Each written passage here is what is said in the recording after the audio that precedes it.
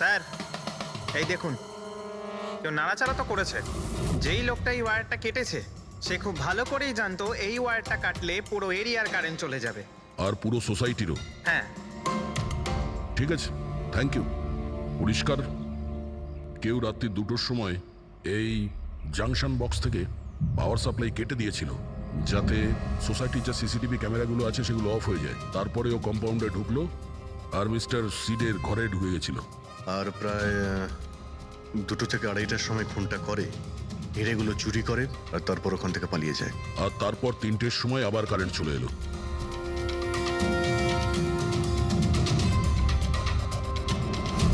Sir, আপনার থিওরিতে একটু গন্ডগোল দেখতে পাচ্ছি। কি গন্ডগোল আছে? ওই 3 জনের মৃত্যু 2টো থেকে 3টের মধ্যে হয়নি। কি? তাহলে কখন মারা গেছে? এর ধরো 1 ঘন্টা সোয়া 1 ঘন্টা আগে, মানে 1:45 থেকে সোয়া 1টার মধ্যে। এটা কি করে সম্ভব ডক্টর? দয়া, এই 3 জনের বডির টেম্পারেচার আর বডির ভেতরের পরিস্থিতি এই কথাই বলছে যে এদের মৃত্যু 1:45 থেকে সোয়া 1টার মধ্যেই হয়েছে। আর তার ওপর এই মিস্টার সৈয়দের ঘড়ি। আক্রমণের সময় উনি নিশ্চয়ই খুনিকে নিজের হাত দিয়ে আটকানোর চেষ্টা করেছিলেন, আর এই ধাক্কাধাক্কিতে ওনার ঘড়িটা বন্ধ হয়ে গিয়েছিল। এখন ঘড়িটা সময় দেখাচ্ছে 12:55। 12:55? কিন্তু স্যার, যদি খুনগুলো 12টা থেকে 1:45টার মধ্যে হয় তাহলে খুনি হয়তো তার আগেই এসেছিল। কিন্তু বিল্ডিং এর লাইটগুলো তো 2টো পর্যন্ত অন ছিল স্যার, আর সিসিটিভি ক্যামেরাও কাজ করছিল। আর বিল্ডিং এর সিকিউরিটি খুব ভালো স্যার। আর একজন ওয়াচম্যান স্যার মিস্টার সিডের ঘরের নিচেই দাঁড়িয়ে ছিল। আমরা সিসিটিভি ফুটেজ চেক করেছি, 2টো পর্যন্ত তো খুনি বিল্ডিং এ ঢোকেইনি। তাহলে এলো কখন? আর তাছাড়া খুনি খুনগুলো করার পরে পাওয়ার কাটটা কেন করতে গেল? ফ্রেডি। হ্যাঁ ফ্রেডি। আচ্ছা, ভেরি গুড স্যার। ফ্রেডি ওই 4 জন বাচ্চাকে ধরে নিয়েছে। শহরের বাইরে যাওয়ার চেষ্টা করছিল, ওয়াশি বিচের কাছে ওদেরকে ধরে নিয়েছে। Great work. সবাইকে নিয়ে এই বিউরোতে আসতে বলো।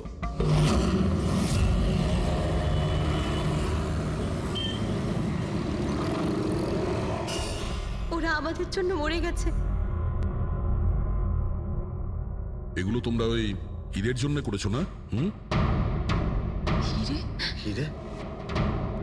আপনি কোন হীরের কথা বলছেন স্যার? হীরের ব্যাপারে তোমরা কিছু জানো না? যদি নাই জেনে থাকো তাহলে মেরেছো কেন?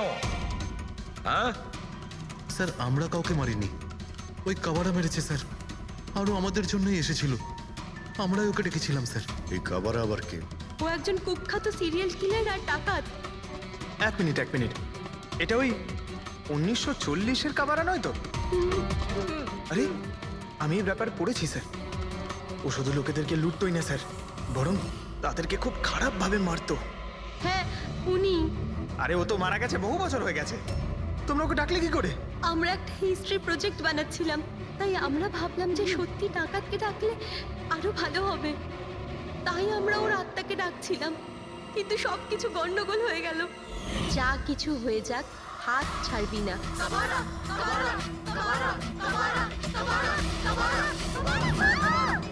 তোরা হাত কেন ছেড়ে দিলি রবি? তোরা জানিস এটা কত ভয়ঙ্কর হতে পারে।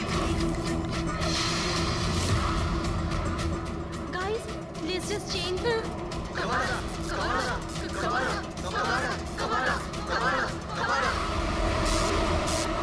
স্যার, তারপর হঠাৎ করে একটা শব্দ হলো, আর আমরা ওইদিকে তাকাতেই দেখলাম যে কাবারার ছায়া। ভূত ডাকছিলে তোমরা? চুপ চুপ। ভূতকে ডাকছে। আর তোমরা লেখাপড়া জানো তো? এই সমস্ত কথা বিশ্বাস করো? 50 বছর আগের মারা যাওয়া আত্মা খুন করে চলে যাচ্ছে আর হিরে নিয়ে পালাচ্ছে। আরে এরকম কখনো হয়? স্যার, ওই ছায়াটা আমি নিজের চোখে দেখেছিলাম।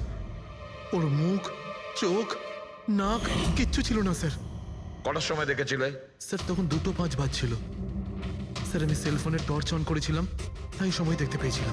2:05 মানে কারেন্ট যাওয়ার ঠিক পরপরই। তার মানে খুনি একা ছিল না, আরও কেউ ছিল ওর সঙ্গে। ওই কাবারা ছিল স্যার।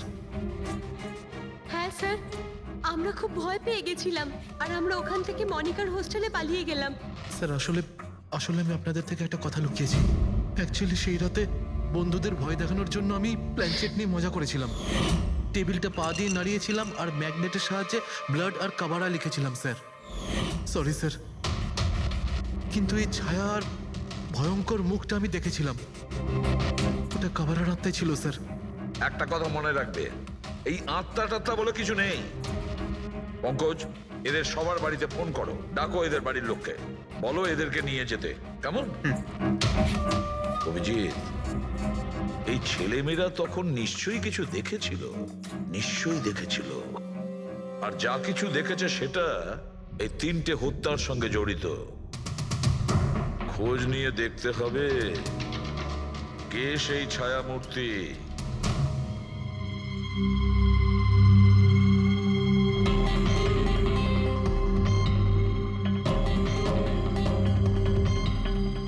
মনে হচ্ছে ওরা খুনিকে দেখেছিল। হ্যাঁ স্যার, আর খুনি হলো ওই কাবারা। আরে ভাই, ব্যালকনিতে গিয়ে দেখে আসি, কোনো না কোনো প্রমাণ নিশ্চয়ই রেখে গেছে কাবারা তোমার জন্য।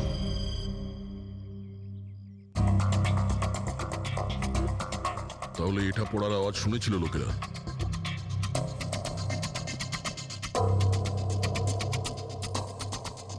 স্যার ওটা শেঠেদের ব্যালকনি, তো খুনি ওখান থেকে দৌড়ে এখানে এসেছিল, তখনই এই টপটা পড়ে গিয়ে ভেঙে গিয়েছিল। ওখানে গিয়ে দেখো তো।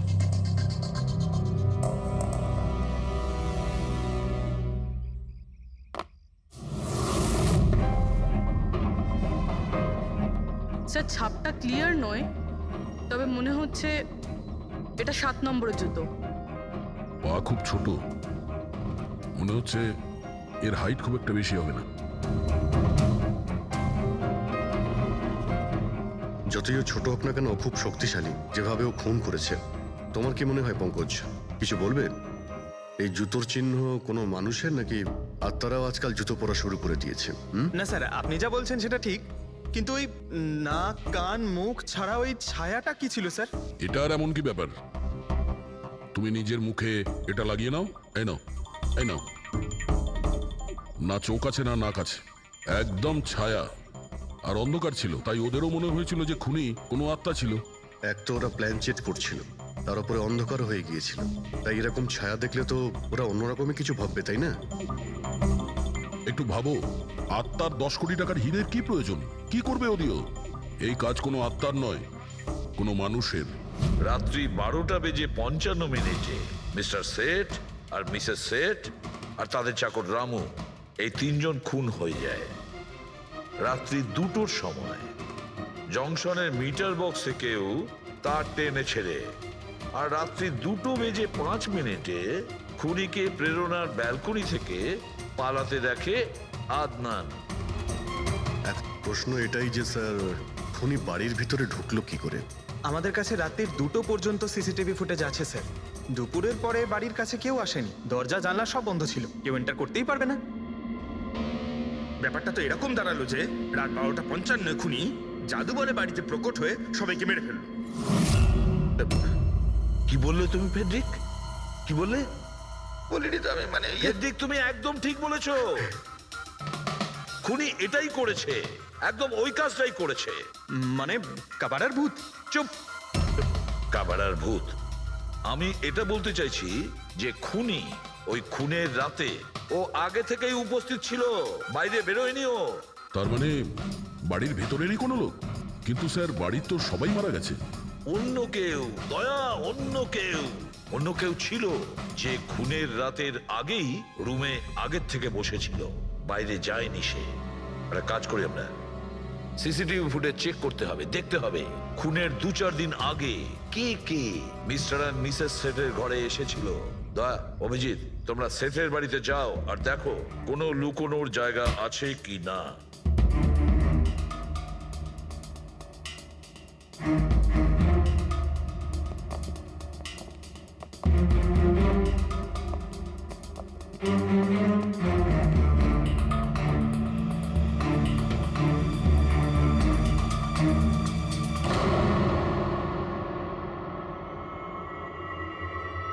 দয়া, এই পিঁপড়েগুলো দেখো উপরে যাচ্ছে।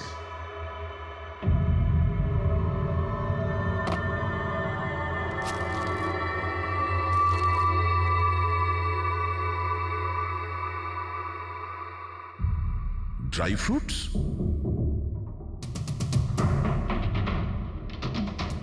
ড্রাই ফ্রুট নিয়ে ও হয়তো এখানেই লুকিয়ে বসেছিল। জায়গাটাও ভালো লুকোনোর জন্য সুযোগের অপেক্ষায় ছিল। কিন্তু এই ঘরের মধ্যে ঢুকলো কবে?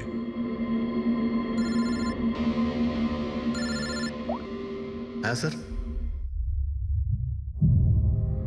ফুটেজ সোসাইটির অফিসে দেখে নিচ্ছি স্যার। হ্যাঁ হ্যাঁ, ফোনটা অন আছে, ফোনটা স্পিকারে আছে। পূরবী, স্যার কিছু জানতে পারলে কি? স্যার আমি খুনের রাত্রের থেকে 2 দিন আগের এন্ট্রিগুলো দেখছি, আর কিছু পেয়েছি স্যার। কি পেয়েছো?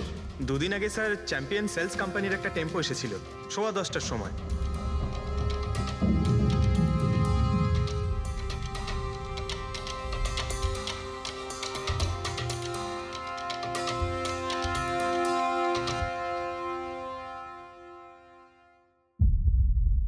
আর স্যার তার পরের দিন মানে খুন হওয়ার ঠিক 1 দিন আগে চ্যাম্পিয়ন সেলসের টেকনিশিয়ান মিস্টার শেঠের বাড়িতে এসেছিল, 1 ঘন্টা থেকে চলে গিয়েছিল।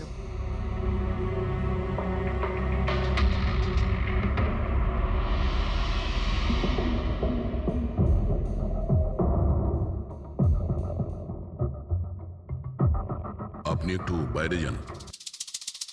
দুজন এসেছিল ফ্রিজ ডেলিভারি করতে, আর দ্বিতীয় দিন দ্বিতীয় লোক হতে পারে ফ্রিজ ইনস্টল করতে, কিন্তু 1 ঘন্টার মধ্যেও বেরিয়ে গেছে। তার মানে এর মানে হলো যদি খুনি ওখানে ছিল তাহলে ও ওখানে কোনো প্রমাণ রেখে যাবে। শালুখাকে বলো ও যেন শেঠের বাড়িতে যায়।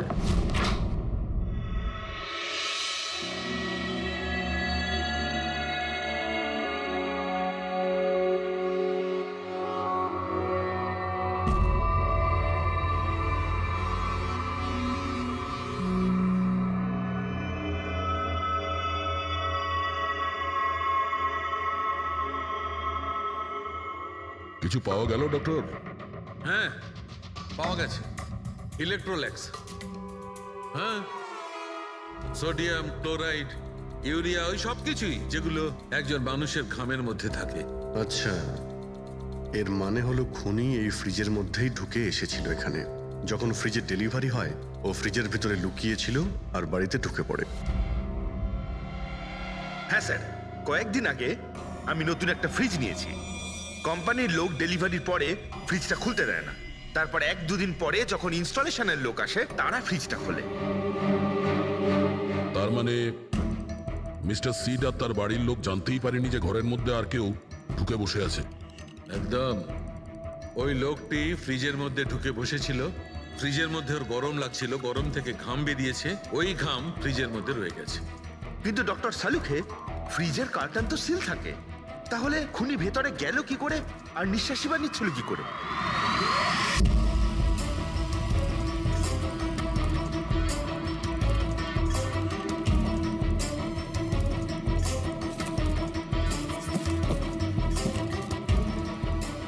এই দেখো, এখান থেকে শ্বাস নিচ্ছিল। এ তো দেখছি ট্রোজান হর্সের গল্প হয়ে গেল। Trojan horse? সেটা আবার কি? ভাই, বড় একটা কাঠের ঘোড়া, কিন্তু ভিতর থেকে খালি, ফাঁপা। ভিতর থেকে খালি?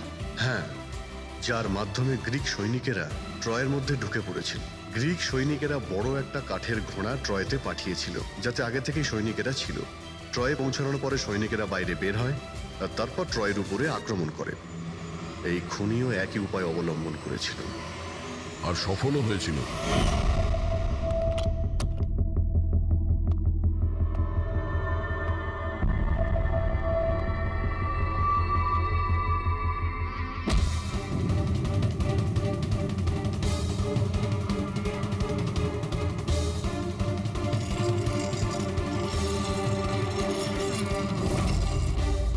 কে তুমি?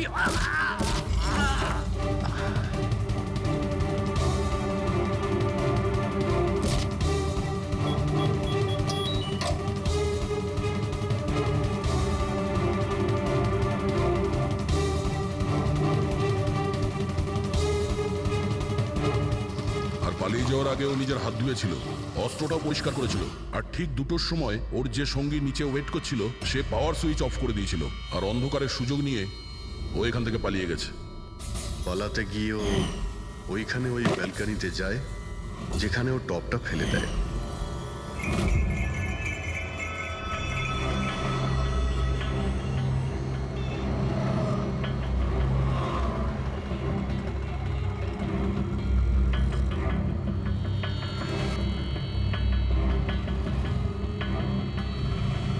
স্যার, ইনি চ্যাম্পিয়ন্স কোম্পানির ম্যানেজার। স্যার আমি রেকর্ডস আবার চেক করেছি, শেঠজি আমাদের বহুদিনের কাস্টমার। আপনি ম্যানেজার? হ্যাঁ। আর তো তোমরা কৈলাস আর মানব, হ্যাঁ, স্যার। তোমরা ফ্রিজ ডেলিভারি করতে এসেছিলে শেঠ সাহেবের বাড়িতে, তাই তো? হ্যাঁ স্যার। আর তুমি রানা, তুমি ফ্রিজ ইনস্টল করেছিলে? হ্যাঁ স্যার। কিন্তু কি হয়েছে স্যার? মিস্টার সেট, ওনার স্ত্রী আর ওনার কাজের লোক খুন হয়েছেন। খুন? কিন্তু স্যার আমরা তো কিছুই করিনি স্যার। স্যার আমরা তো অ্যাসাইনমেন্ট পেয়েছিলাম, আমরা গোডাউন থেকে ফ্রিজ তুলেছিলাম আর ওনার বাড়িতে ডেলিভারি দিয়েছিলাম। কিন্তু স্যার এটা তো আমাদের রোজের কাজ স্যার। হ্যাঁ স্যার, একটা কথা বলার আছে। ওই ফ্রিজটা স্যার একটু বেশি ভারী ছিল, প্রায় 30-35 কিলো বেশি ছিল স্যার। হ্যাঁ স্যার, আমরা এই ব্যাপারটা নিয়ে কথাও বলছিলাম। আমরা ভাবলাম যে কোনো নতুন মডেল হবে।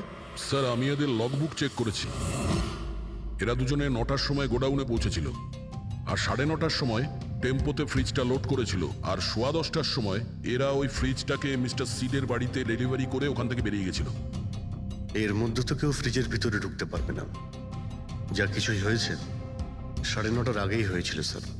স্যার এই খুনি রাত্রেই বোধহয় ফ্রিজের মধ্যে ঢুকে বসেছিল। মিস্টার রানা, আপনি গেছিলেন ওখানে ফ্রিজ ইনস্টল করতে, ফ্রিজের প্যাকিংয়ে আপনার কোনো গন্ডগোল লেগেছিল? মানে এরকম মনে হয়েছিল কি প্যাকিংটাতে কোনো গন্ডগোল আছে? সেরকম কিছু ছিল না স্যার, প্যাকিংটা শুধু ভালো ছিল না, কার্টুন আর ভিতরে থার্মোকল পুরো ভাঙা ছিল, যেন কোনো ইঁদুর কেটেছিল। আমার একটু অদ্ভুত লেগেছিল, তাই গিয়ে ফ্রিজটা চেক করলাম। ফ্রিজ একদম পারফেক্ট ছিল স্যার, ওতে কোনো ড্যামেজ বা ফল্টও ছিল না। তাই আমি ওদেরকে এই কথাগুলো বললাম না, কারণ ওরা ফ্রিজটা ফেরত দিয়ে দিত আর আমাদের কোম্পানির নাম খারাপ হয়ে যেত। থার্মোকল ভেঙে দরজায় হয়তো ঢুকিয়ে দিয়েছিল যাতে ওর শ্বাস নিতে পারে। এই ফ্রিজের ওজন 40 কিলোর বেশি ছিল। আর ওই জুতোর ছাপ যেটা পেয়েছি 7 নম্বরের, মানে এটাই বলতে চাইছি এই লোকটা কোনো অ্যাভারেজ হাইটের ফিটের নয়। এই জন্যই তো ফ্রিজের ভেতরেও সেট হয়ে যায়। ম্যানেজার বাবু, হ্যাঁ স্যার। মিস্টার শেঠের বাড়িতে যে ফ্রিজটা পাঠানো হয়েছিল সেম ফ্রিজ এখানে একটা আনান। ঠিক আছে স্যার। গেটুকে ডেকে পাঠাও।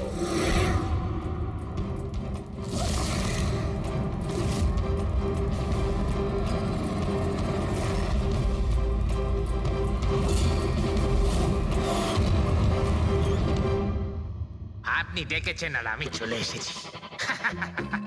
আরে বাহ, কেমন আছো ঘেঁটু? আরে স্যার, আরে বাবা, কি ব্যাপার, এতদিন বাদে এলে? সব ঠিকঠাক আছে তো? এখনো পর্যন্ত একদম ঠিকঠাক আছি। এখন আপনারা যখন আমাকে সিআইডিতে ডেকেই পাঠিয়েছেন, তাহলে দেখা যাক আমি আপনাদের কি কাজে লাগতে পারি। এবারে মন দিয়ে শুনুন।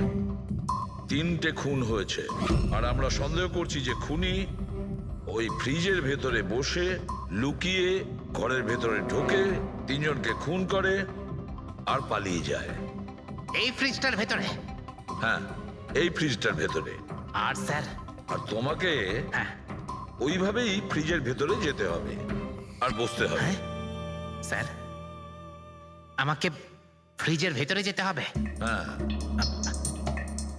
ওই ফ্রিজের দরজাটা বন্ধ হয়ে যাবে? অবশ্যই।